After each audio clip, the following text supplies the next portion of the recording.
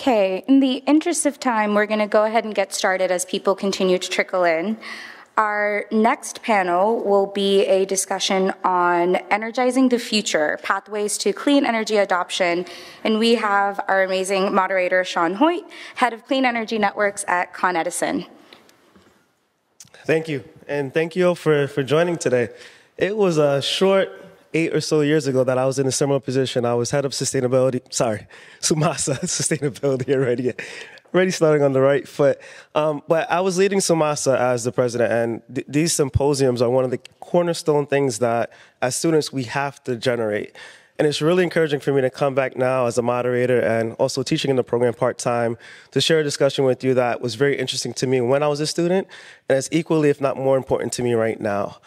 So the discussion, clean energy, what is it, right? It's kind of like a folktale, right? Science fiction, something that you can't really feel or touch at certain times unless something wrong happens. So you'll see smoke coming out of a building. You may think that that's dirty smoke, right? That's dirty energy, right? You may feel warm in a building. You have to open a window. That's wasteful energy, right? That's not necessarily clean, right? We can't really pinpoint things unless, it really has a direct impact on us. And the clean energy transition is part of what we have to solve for. So, as I mentioned, it kind of feels like a futuristic concept, right? We're moving away from things that we hear, like a fossil fuel-fired vehicle, to something that glides very quietly for electric vehicles. We're moving away from something that we could smell in the kitchen, right? You may have a fossil fuel-fired stove to induction stove, electric stoves, which many of us are not too comfortable with. And a lot of it is really centered around the adoption and how we change and transition. It's not the easiest thing to do, and we need to make sure that we educate each other, that we're comfortable with it, and we make this transition as seamless as possible. And usually the first phase is anger. There's no way that you're going to tell me what to do, right? There's denial. There's no way that this is going to be in my kitchen. I want my fossil fuel-fired stove. Then there's acceptance. Well, maybe the economics work out a little bit more favorably. Maybe this is something I get accustomed to. I have a tablet in my hand. When growing up, we didn't have these devices, right? How are we getting more adjusted to the times of today? And then there is that, the real acceptance. Now not only am I going to adopt this technology, but I'm also going to tell my peers and my friends and my loved ones about its impact. So that's what we're going to discuss today with our esteemed panelists. I'm going to have them self-introduce by way of introduction. My name is Shaun Hoyte. I head up Clean Energy Networks at ConEdison, which is the electric, steam, and gas utility that serves New York City and Westchester County.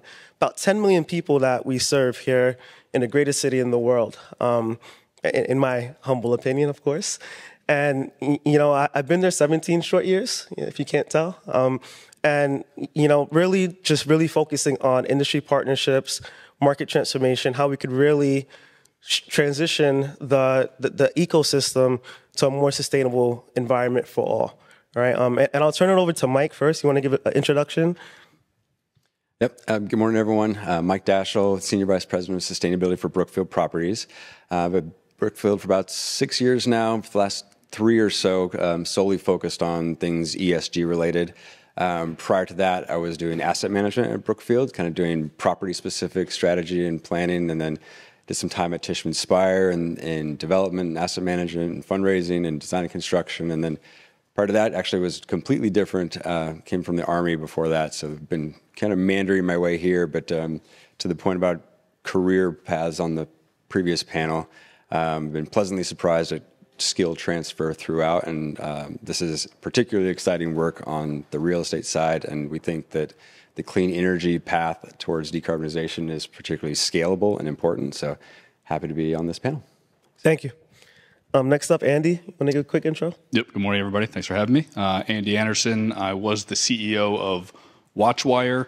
I sold that company to a larger real estate software lifecycle company called Tango back in August. Been in the industry for about going on 16 years now. Prior life was power trader, so mostly Zone J electricity. So same thing in terms of paths to sustainability. It was trading fossil fuel powered, mostly natural gas, marginal generation stuff. We at WatchWire, we manage energy and sustainability data and reporting for real estate, kind of real assets, right? So about a third of our customers are customers like Brookfield and Vornado and others here in New York City, manufacturing industrial like Texas Instruments and Southwire, and then a third are cities, universities, Ohio State University, University of Georgia, some odd ones like the first certified B Corp ski resort out in Arizona, I think, called Taos Ski Valley. So we've got a unique view on the market, trying to marry the energy and sustainability side of things, largely focused on the E, some of the G in ESG. And I moonlight as a professor at NYU and their Center for Global Affairs, teaching energy and sustainability management for portfolios, putting policy into practice. Very wordy, but I think appropriate for this panel. So nice to meet you all. Good morning, everyone. My name is Scott Donachie. I'm the CEO of Companies for Net Zero. I spoke here last year. This is one of the exciting events. I actually go to bed at 9 o'clock at night the night before, which I never do. And it was really nice and to get fully prepared. But I launched my company 7 years ago. Interesting, the discussions this morning about diversity from different careers. I worked 20 years on Wall Street, worked on a trading floor in the 90s with about 500 people, about 5 women, about 495 men, screaming and yelling, trading stocks. I remember just kind of thinking about all these conversations today. In like 1997, someone turned to me and saying, wow, you'll be able to buy, you like to fish, a fishing pole on your TV and get it delivered in a few days. And I said, you're crazy. You know, well, you should invest your money into Amazon, you know. So I think at this point in time, we're at this precipice of things changing very quickly. My son's 21 and he's studying material science and engineering. He just got into Caltech to kind of brag this morning. But like you go to these younger people and you understand the lens that they have and things are changing very quickly. I'm very excited. So we run a for-profit, small, scrappy firm that brings in the right people and buildings. I started 7 years ago in waste and recycling when I found out there's over 400 dormant landfills in New Jersey.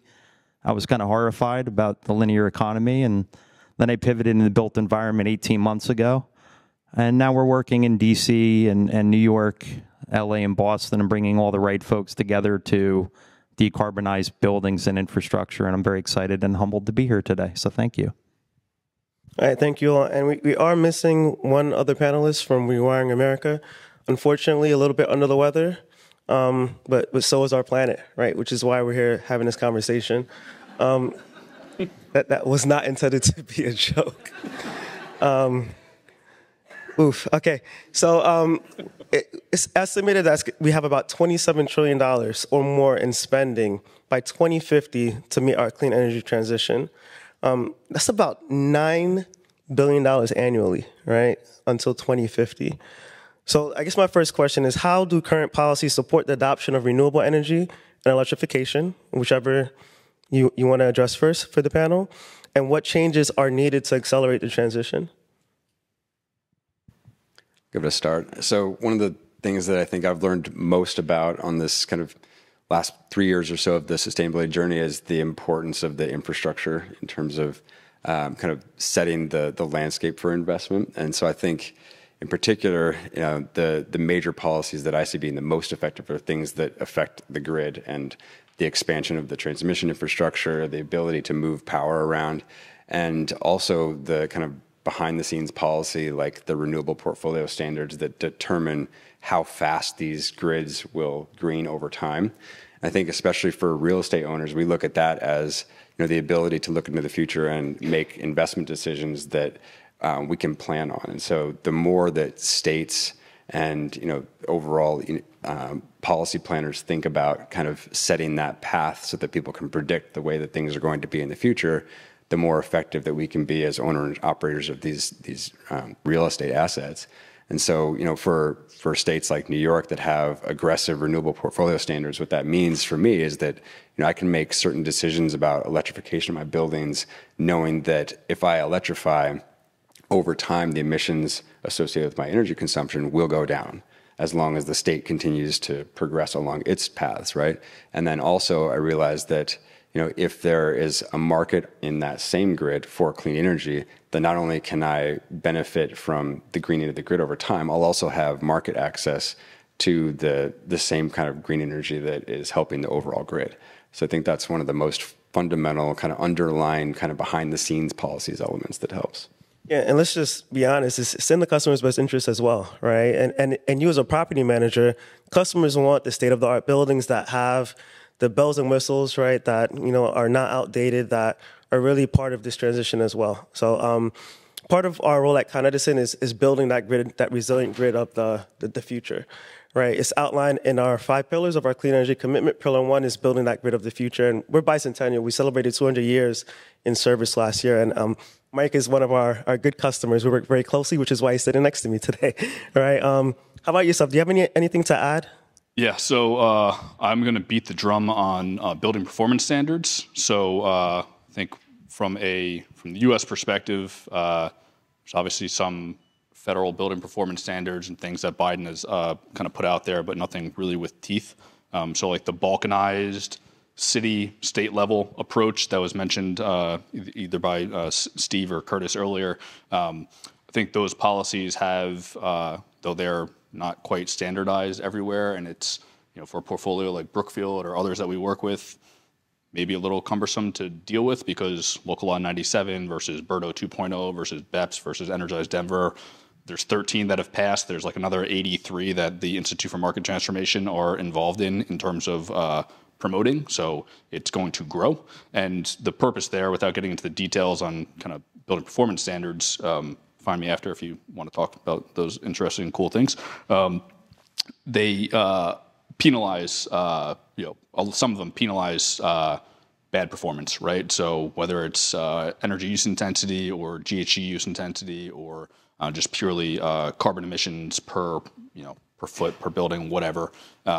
There's some major fines, and once you put dollars on performance, that's kind of how you catalyze decarbonization, right? So I guess there's 2 levers, right, to decarbonize. To oversimplify, like you could use a whole lot less energy, so the whole decarbonization from the low cost, no cost, maybe CapEx perspective, or as Michael said, you can electrify buildings, and eventually, as the grid gets greener and it's close to 100% renewable or clean, you could theoretically use as much kilowatt hours as you want, right? Because if it's all clean, then you're not spewing emissions into the atmosphere.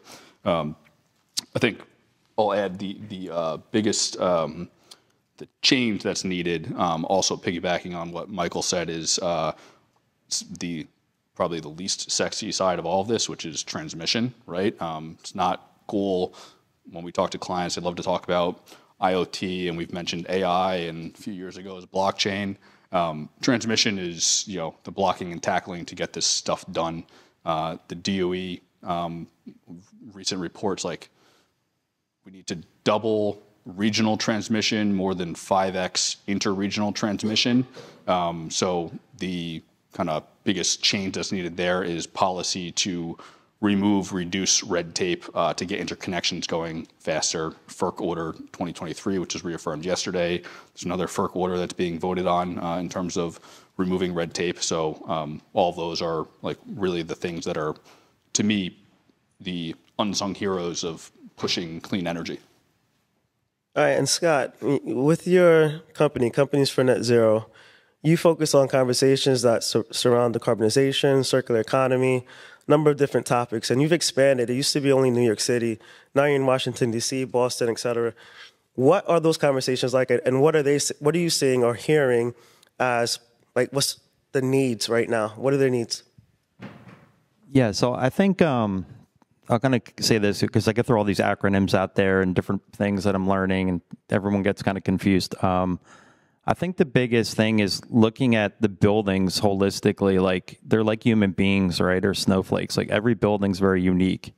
So I think one of the problems or challenges is, like, when you have a bunch of, I'm not picking on lawyers, but like lawyers and policymakers and people with really deep pockets that are putting together policy, they don't really understand what the engineers and the architects, the designers, and the people that are going through lessons are going through. I call it, a baptism of fire. So you go into a building and, do you want to put in a bunch of heat pumps? Do you want to put in geothermal? Do you want to put in solar? Are you going to put in like microgrids, or like there's all these technologies? And when I talk to people, they're, our technology is the best, or it works well with something else. And then you go back to a building owner or a REIT, and they're kind of like agnostic to the technology. So I think the point is to create a good balance of penalization, but also incentives. And from my lens, you know, New York's done a good job of it, but they have to look at incentivizing people and look at what I call the return on effort, not just return on risk or return on investment, but what's the return on effort for getting a project started? And I think policy is really, really important, whether you're dealing with a $300 million geothermal project or someone who's putting in solar panels for the first time into their property, residential property. You have to make it seamless and easy to understand for the consumer. Yeah, and I think that's really important to set policy. Boston, New York, DC, LA, all these major cities need to work together to find out what's working with other cities and then also speak with Europe. So that's my 2 cents. Yeah, thank you for that. And when you think about buildings as people, right, you have large commercial buildings, most of the buildings that you probably work with, Mike. You have small commercial, could be the storefronts, or it could be a mom and pop shop. About 350,000 of them in New York City that basically are the heartbeat of our economy. You have residential, right? Whether it's multifamily or single home family buildings, right? That we're working through.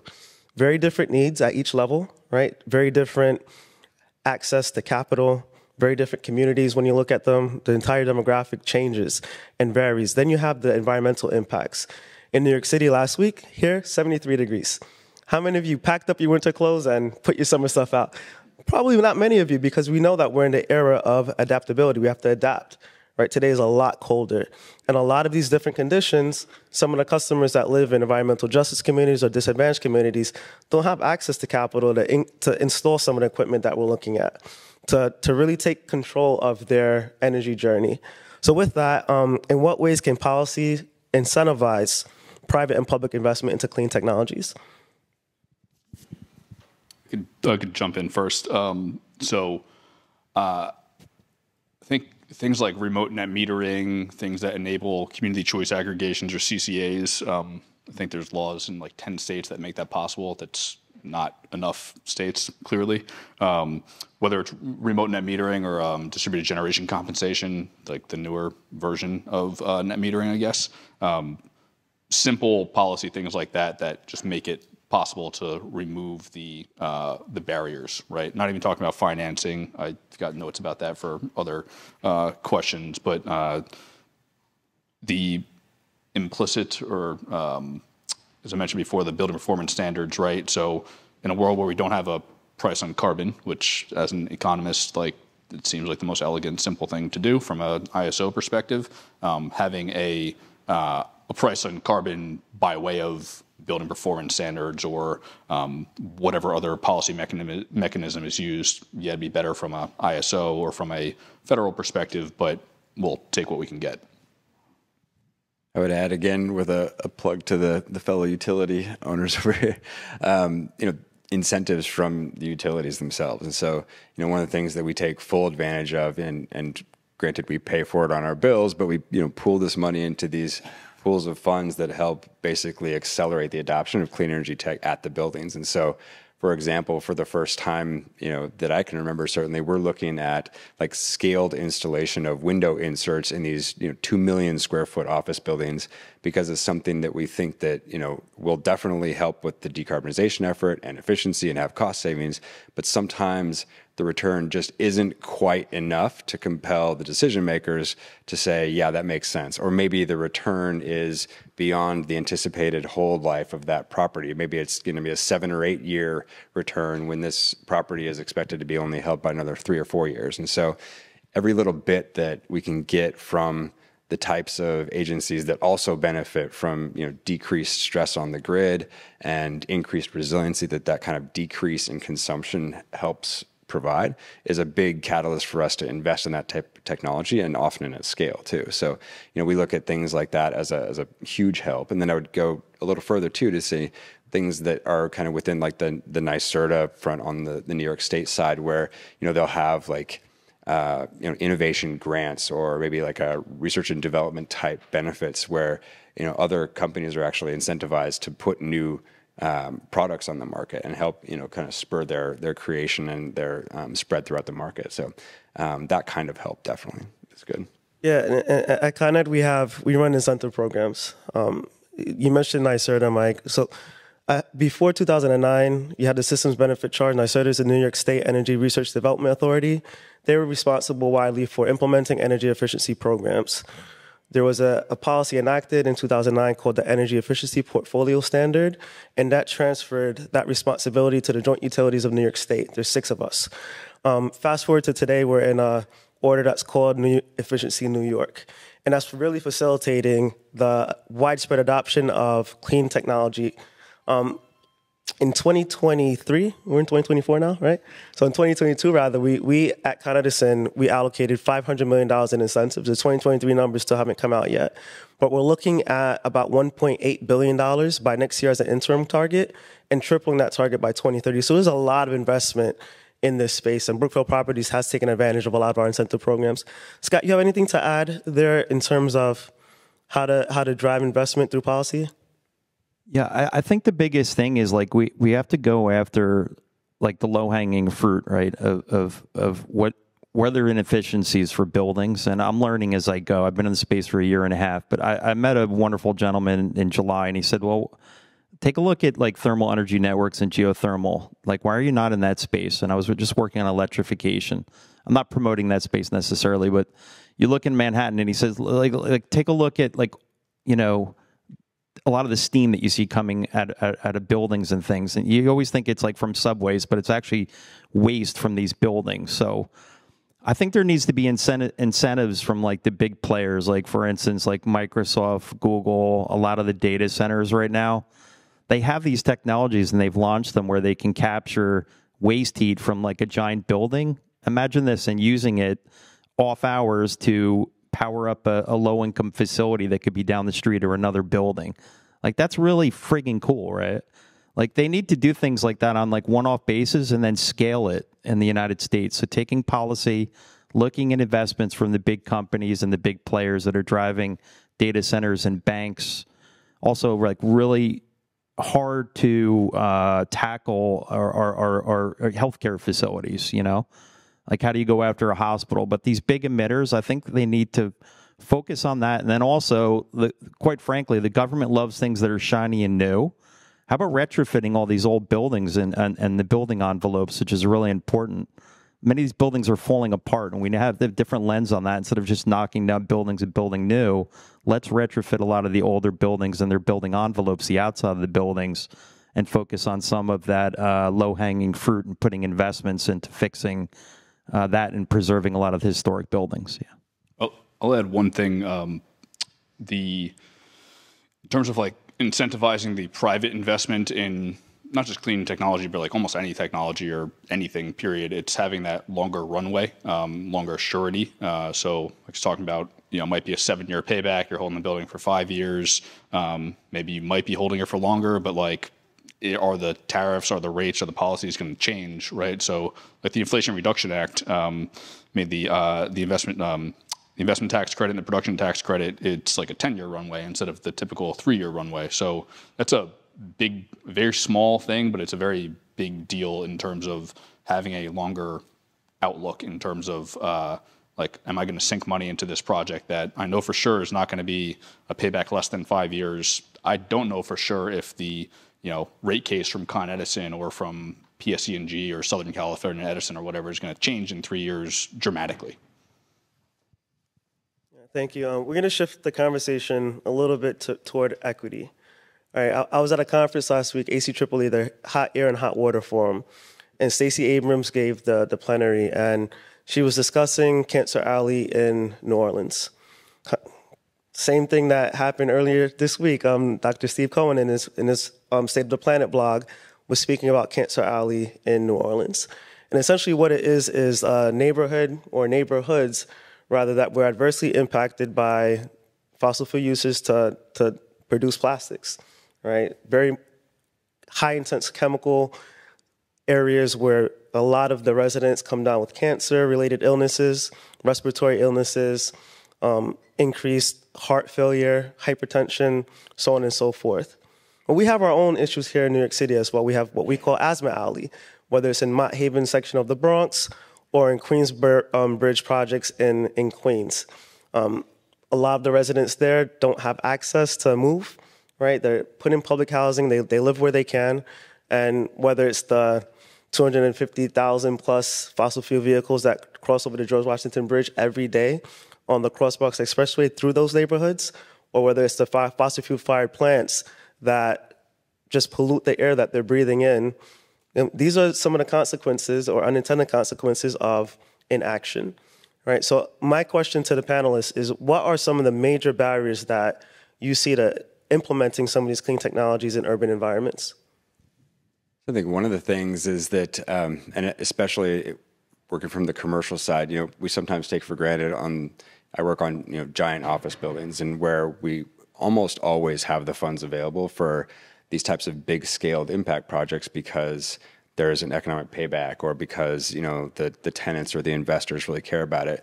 And so it's relatively easy to say, just electrify the building, right? So then if you were to apply that attitude though towards like the NYCHA housing that we were hearing about before, is nowhere near as easy. You don't have the funds available. And oh, by the way, if you even just look at the cost of the different types of energy, it's not necessarily doing those residents a favor to say, you're no longer going to pay gas, you're going to pay for electricity, because maybe electricity is much more expensive. And so you're pulling out a gas stove that is actually cheaper to operate, even though it's unhealthy, and saying electrify. And so I think there's this piece about that whole kind of assumption that this approach to electrification should just be scaled as much as possible, that doesn't always necessarily take those types of considerations into effect. And that's where obviously like policy and grants and the whole public programs have to kind of help alleviate that. But one approach doesn't fit all scenarios, and some of those are very economic decisions for people where even if it is seemingly against their best interest from a health perspective and from a climate perspective, economically, they might not even just be able to make that choice. I'll piggyback on that. Curtis earlier was talking about finance. Also, maybe not the most sexy part of clean energy, right? But I just mentioned before the Inflation Reduction Act, you can earn an additional 10% on top of what's in the documentation for PTC and ITC, which ranges from like the PTC goes up to $32.50 per megawatt hour, and ITC can be up to 50% of the project cost. You get an additional 10% for siting projects in high unemployment, brownfield, low income areas. So directly written into the law that you can, have greater incentives for doing the right thing in the right place.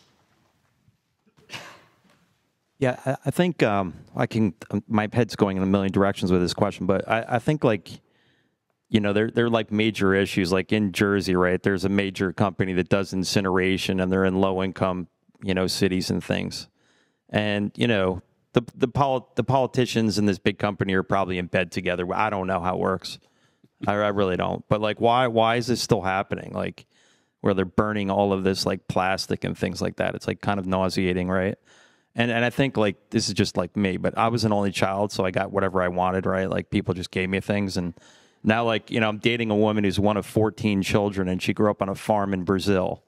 So it's like changing my perspective on life of being more of a minimalist. And I'm serious.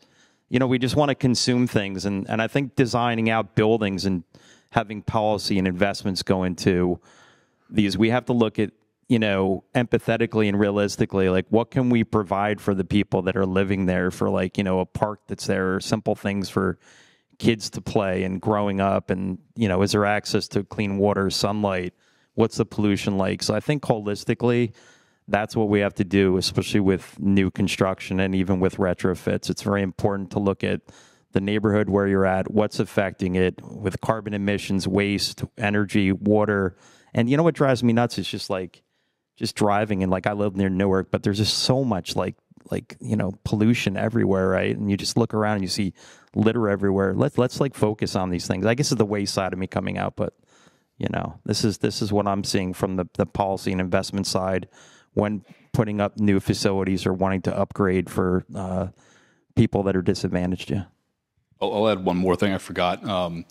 it's not necessarily specific to environmental justice communities, urban communities, but mentioned earlier the just red tape on interconnections and the length of time it takes to not just develop transmission projects on the grid, but interconnect solar, community solar, micro wind, batteries, whatever.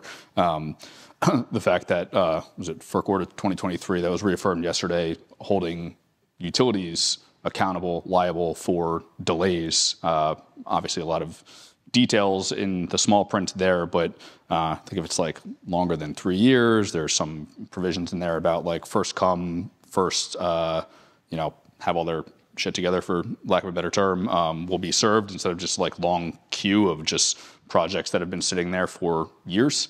The main thing about the kind of, 1.5 degrees C by 2050 and COP20, all that stuff, we don't have that much time, right? So the longer we take to interconnect things and wait for grids to green versus push the envelope ourselves, we're, frankly, playing a dangerous game, I think. So let's try to make it as frictionless as possible. Yeah, so Andy, I'm usually in your seat, and there's a moderator, and I'm usually on the hot seat as a utility. Yeah. And you just put me back on the hot seat. Sorry. Wasn't specific to Con Ed. But no, it's all good. But in all realisticness, we do need to all be better, right? And we do have processes in place, and we're making the transition together.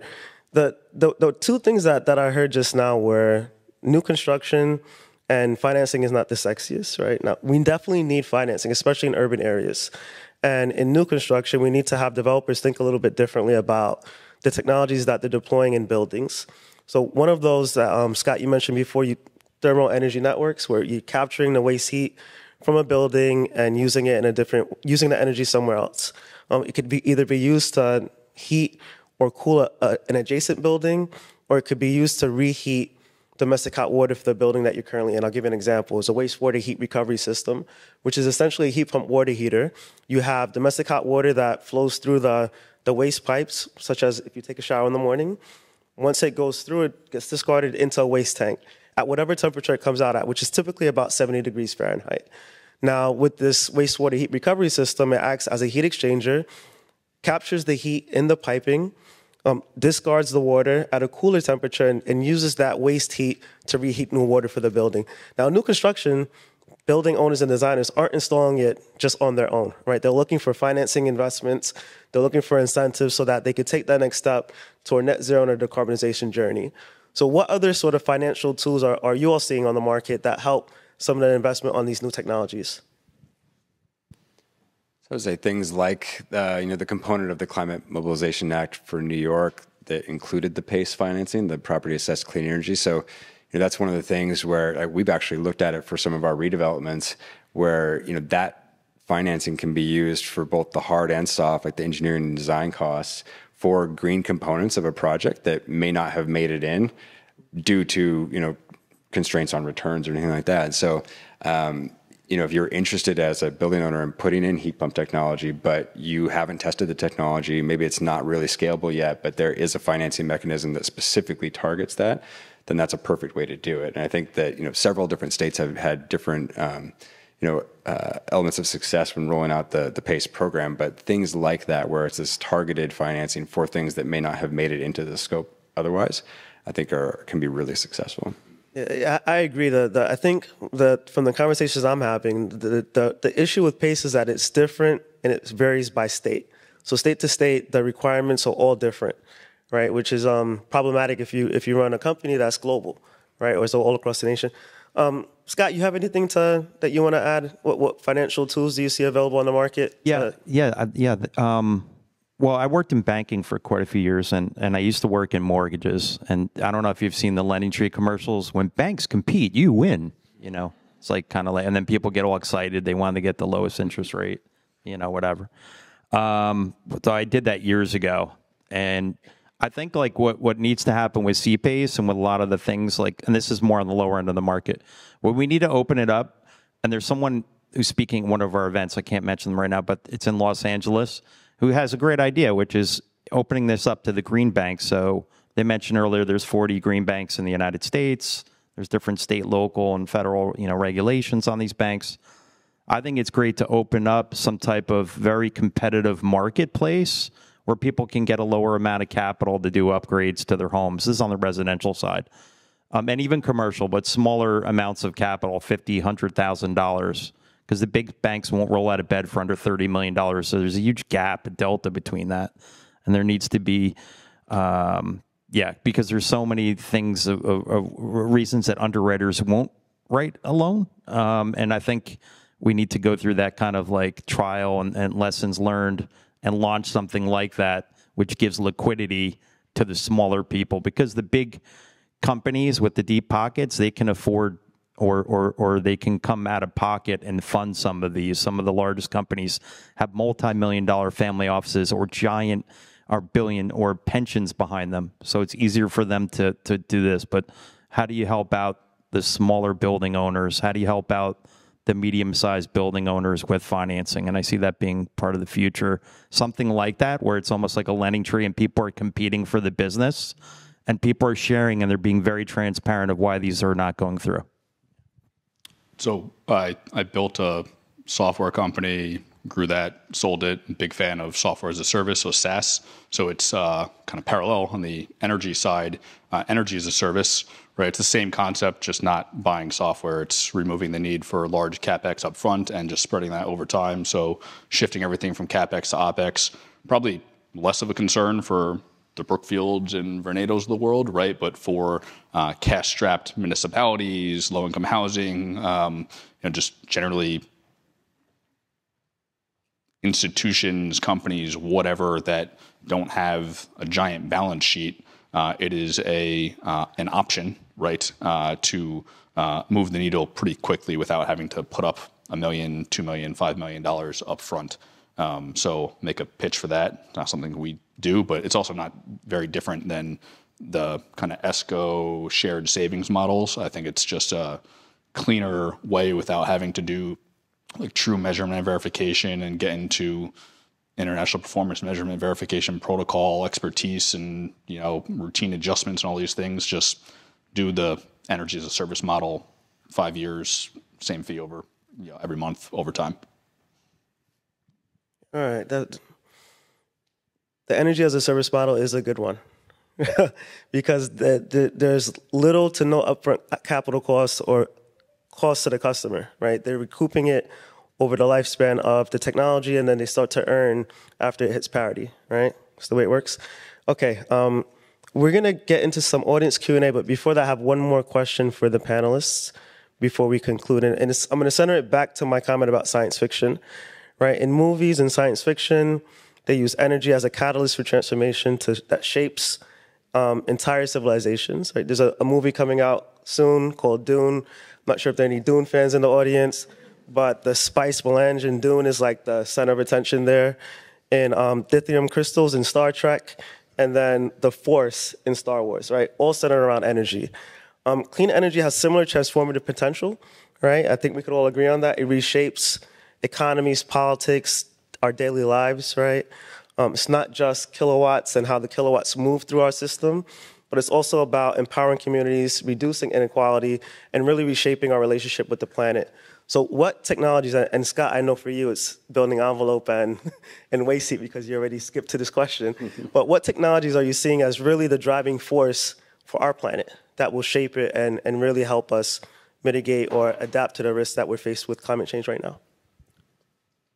Sure. So Neera probably knows what's going to come up next for me. So I am a firm believer in nuclear technology. So one of the things that, once you really start looking into renewables and the intermittency issue is that, the more renewables we put on the grid, you have to have something to back it up. And usually people start talking about battery technology, and that's okay. Battery tech right now can probably back up renewable sources for about 4 hours. And if you're really good about it and you're really good at planning, you might be able to sequence it in terms of the scheduling to really be able to handle a system on battery. But that's tough. And what you really need to do at scale is replace what's called baseload power, which is the minimum amount of power that the grid will ever need throughout the day. You need something that can deliver that at all times. And one of the things I love about nuclear power is that it is that base load carbon-free energy source that can back up the grid and really lay the foundation for putting renewables on top of it to meet that kind of variable demand. And I do need to caveat that Brookfield is a little bit self-interested in this. Brookfield bought Westinghouse several years ago and then sold it to ourselves a few years ago. So it's the world's largest nuclear equipment manufacturing and servicing company. So put that out there as a caveat. But I also do personally fundamentally believe that that's what's going to catalyze the nature of renewables on the grid, is having that stable baseload power. And then also when you're looking at like remote communities where they're reliant on a supply system of piping in diesel, or islands that have to get, liquefied natural gas or natural gas sent to them through, again, a pretty at-risk supply chain, you replace that with some of this new small modular reactor technology or even microreactors in the future, and you have a system that is secure and safe and dense and only has to be refueled once every several years. And so this is something that, especially as we start looking at the material impact of our decisions on nature and the environment, and also couple that with the climate impact, I think that's just like the magic technology that really needs to have this renaissance that it seems like it's starting right now. So nuclear it is, right? Okay. How about you, Andy? I think I need somebody at Brookfield to teach me how to buy things and sell it to myself. So I knew Michael was going to go that direction. If you are connected with Michael on LinkedIn, you'll see lots of nuclear. So two things. One, more realistic, close, small modular reactors, as Michael mentioned, so 300 megawatts or smaller.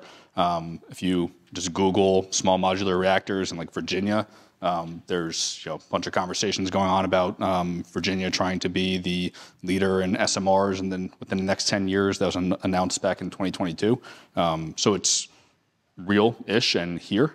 And another one that's more of a flyer, and I'll put out a recommendation for. There's a book called Quantum Supremacy. I forget how to pronounce the guy's name, but quantum computing's impact on enabling nuclear fusion.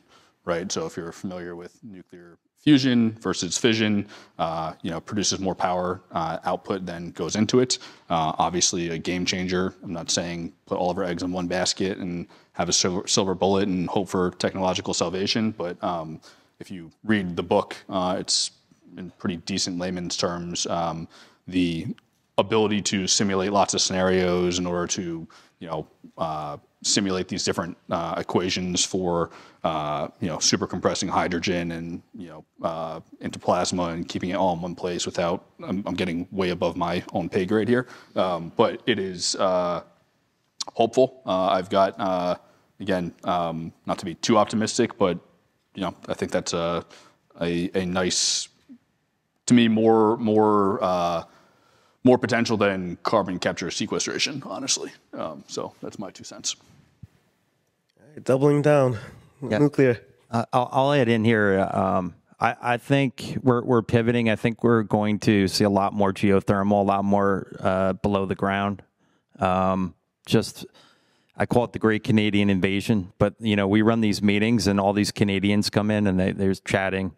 It was funny because we ran something down at Heinz, and the heat went on that day when it was 15 degrees, and I made a joke that all the Canadians here were not cold, and they were. They said, we are cold, because it wasn't working. But the point is, I think, and I could throw out all these sexy things with like AI and machine learning, because I talked to my 21-year-old son. He said, Dad, you need to go into that, pivot into that. And I'm like, well, what do I do? It's like, he's my advisory board, right? But I think machine learning and AI are going to be really critical. We're sourcing sustainable materials, and it's so easy to do things the same way with steel and concrete, sustainable materials, building these big buildings. We're on the timeline. How do we get this up and running, and let's make money?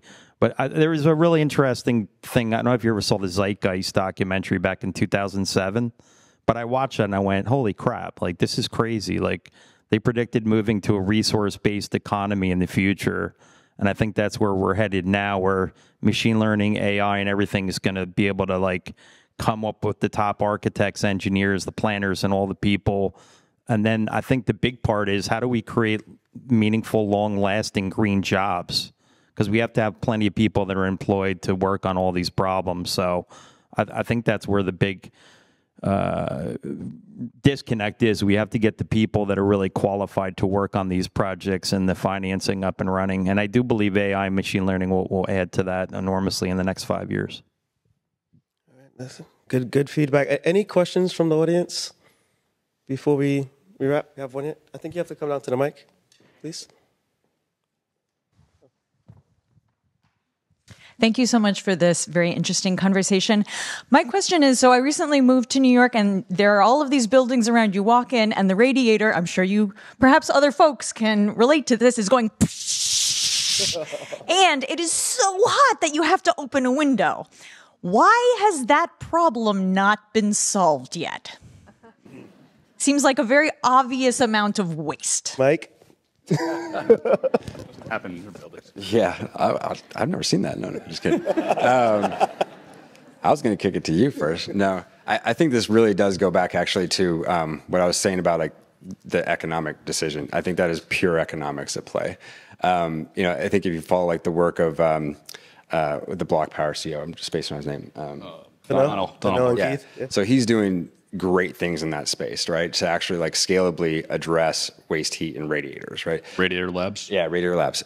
So I think that's part of it is just the economic incentive to doing that. And you think about the owners that are typically in buildings that have the older infrastructure, they don't have the capital. They don't typically have the expertise really to even like upgrade to some of the most modern things. And so that's where I think these programs like PACE, like the New York City Accelerator, like the groups that are out there kind of educating the owners with older buildings and helping them connect to financing sources to do the types of things that will ultimately help them have much more efficient buildings and stop the waste heat and perform under Local 97. I think that's going to be the solution for that. But we have to figure out a way for the owners of the Class A office buildings out there, like the Brookfields, to really like drive that scale at those buildings that need it most. Can I add to that just briefly? Just a personal note. I'm not picking on Pratt. It's a great school, but my daughter goes to Pratt and she's a freshman. And she said, "Dad, I'm studying art, but I really enjoy sustainability. It's one of my favorite classes." And I said, "Really?" And she said, "Yeah, a year mandatory at Pratt, and I love it. But our room is 90 degrees and the heat, the lights are on 24/7. So 4 of us girls put a letter together and sent it to the dean, complaining about this, how it's hypocritical that we're taking sustainability." And I thought, holy shit, this is great. Like, why aren't other people doing this, right? But there was a guy, Runwise, they spoke at our last event, Jeff, super smart guy. He was a facilities director, and he recognized that it's a people problem, that these boilers are running and things, and he has sensors that can recognize when the boilers should be running and can turn them off. So you have, the dean, you have person in operations, finance, facilities, and everyone kind of finger points and nothing happens. So I think that's one of the big challenges, is that getting the decision-making unit, if you will, to decide on making these upgrades and not having this kind of paralysis and no one knows what to do. And these sensors he spoke at our event. I think he has like 6,000 buildings in New York he works on, but it's a pragmatic approach and it's a people problem. Yeah, and with that, we're going to wrap, but I just want to reiterate what Curtis said earlier. How as a society do we change? How as a society do we care about each other? And how do we inform others of the consequences of inaction? Right. I'd like to thank my panelists, and we'll be around later if you want to talk with us a little bit more. Thank you.